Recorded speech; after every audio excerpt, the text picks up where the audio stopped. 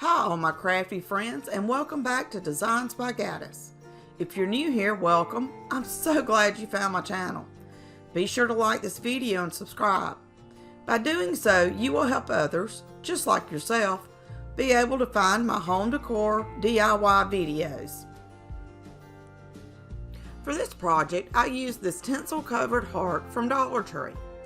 I removed all the tinsel and then cut all the little pieces from the edge.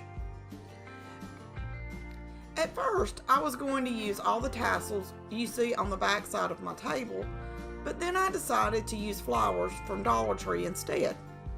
I had already purchased the flowers, so why not? I removed them from the stems and sorted them according to color. I wanted to make an ombre colored heart. For the first two rows, I placed the white roses. I used hot glue to attach the flowers to the plastic frame.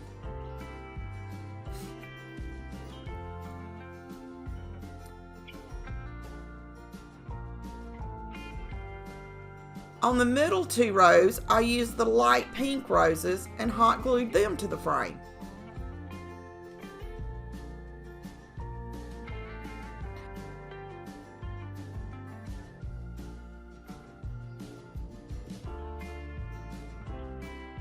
On the last two rows, I used the dark pink roses and hot glued them to the plastic frame.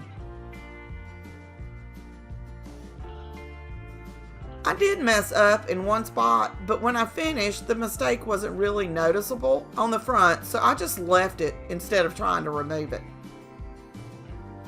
Once I had all the rows filled in, I turned the heart over to look at the front to see where I needed to add more flowers to cover up the frame. I continued looking for bare spots and adding flowers until the entire frame was covered and I liked the way it looked.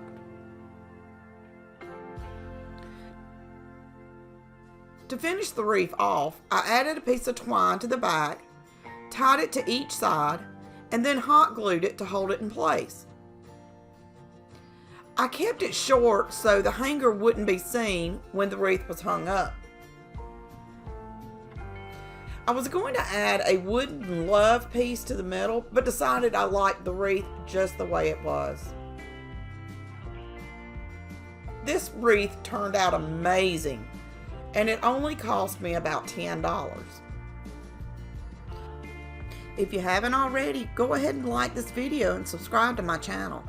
I upload weekly home decor DIY videos, and you know you don't want to miss any of them.